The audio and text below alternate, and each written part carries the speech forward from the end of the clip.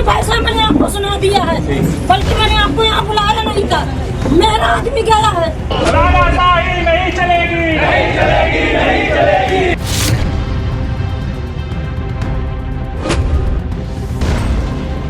ये तो उन्होंने कहा है सर ने कि वहाँ भेज रहे हैं लेटर, वहाँ से लेटर हम आपकी पूरी मदद। उत्तर प्रदेश के जिला हमीरपुर में जेल के अंदर एक ब्राह्मण युवक की पीट कर हत्या करने का मामला सामने आया है। यहां सदर कोतवाली क्षेत्र के सूरजपुर गांव के रहने वाले अनिल तिवारी की 3 दिन पहले जेल में संदिग्ध परिस्थितियों में मौत हो गई थी। दरअसल SC/ST एक्ट के मुकदमे में पेशी पर आने के बाद अनिल तिवारी को गिरफ्तार कर लिया गया था। 11 सितंबर को उसे जिला जेल भेज दिया गया। वहीं जेल में 14 सितंबर को उसकी अचानक तबीयत बिगड़ गई। फिर जिला अस्पताल ले जाते समय रास्ते में उसकी मौत हो गई, जिसके बाद घर वालों ने जेल प्रशासन पर पीट कर हत्या करने का आरोप लगाकर जमकर हंगामा किया। 3 दिन बीत जाने के बाद भी घर वालों ने अभी तक अंतिम संस्कार नहीं किया है। अनिल तिवारी का शव अभी तक मॉर्चरी में ही रखा हुआ है। दरअसल मृतक अनिल तिवारी की पत्नी पूजा आरोपियों के खिलाफ कार्रवाई को लेकर अड़ी हुई है। सोमवार को परिजनों ने जेल के सामने गेट पर 2 बार प्रदर्शन किया और हाईवे जाम कर दिया था।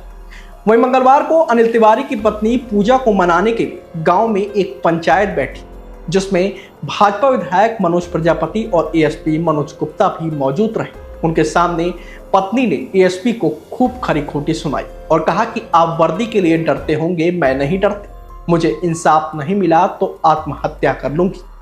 करीब 1 घंटे चली पंचायत में जब कोई हल नहीं निकला तो भाजपा जिला अध्यक्ष पूजा को DM के पास लेकर गए।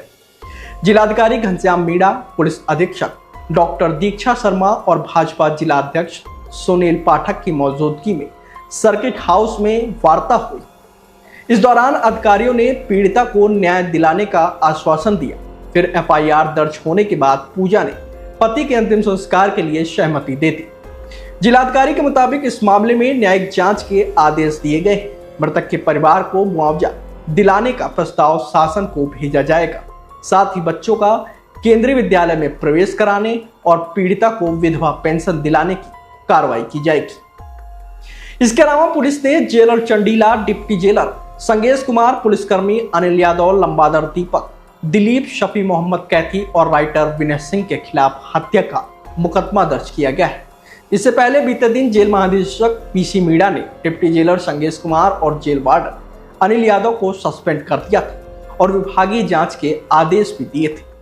कुछ नहीं, FIR करना था और FIR हो गई और जेलर साहब के साथ में जेलर साहब को मांगी थी आपकी कितनी पूरी मांगी पूरी हुई है हमारी कि जेलर सर ने मतलब ऊपर भेजा है लेटर पैड करके भेजा। दीदी आपसे अभी सभी लोगों ने मुलाकात करी, जिला अधिकारी वगैरह ने क्या कुछ कहा आपसे? नहीं, क्या जो FIR करेंगे वो हत्या के मामले में कर रही है? हत्या के मामले में हो रही है, जेलर के ऊपर। जेलर के ऊपर। और आर्थिक सहायता की जो बात थी, क्या कुछ पैसे पहले डालेंगे? हाँ, 5 लाख रुपया भी अभी डालेंगे अंतिम संस्कार के पहले। तो अब आप लोग मान गए हैं दाह संस्कार करेंगे? कितना आपकी मांगे थी तो उन्होंने कहा है सर ने कि वहाँ भेज रहे हैं लेटर, वहाँ से लेटर हम आपकी पूरी मदद करेंगे। कितने मुआवजे की मांग की? 50 लाख। आवास की भी मांग की थी? आवास की मांग की थी, वो भी पूरी हुई। बच्चों की पढ़ाई के सर ने कहा है कि हम अच्छे से अच्छे विद्यालय में नौकरी के हो गया। 20,000 की नौकरी महीने की। अभी क्या आशाओं को आप लोग लेके जाएंगे साथ में? अभी नहीं लेके जाएंगे, आएंगे। वहाँ मुकदमा दायर हो रहा है।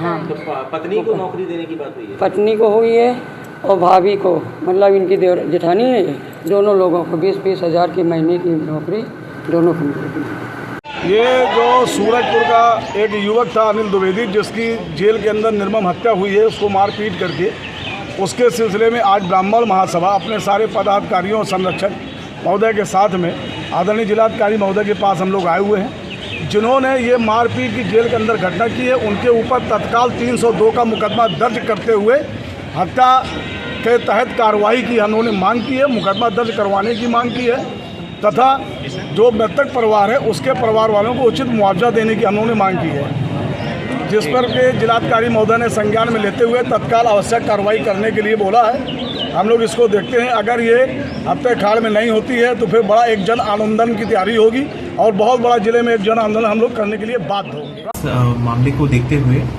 जो जिला प्रशासन द्वारा जो भी दोषी कर्मचारी हैं और अधिकारी हैं उन पे एफआईआर दर्ज करवाया जा रहा है। साथ ही जुडिशियल इंक्वायरी भी सेटअप कर दी गई है और हम लोग में जो भी प्रस्ताव है जो उनको मुआवजा दिया जाना है उसका भी एक प्रस्ताव हम लोग तैयार कर रहे हैं और उसको भी शासन में हमारे द्वारा प्रेषित किया जाएगा।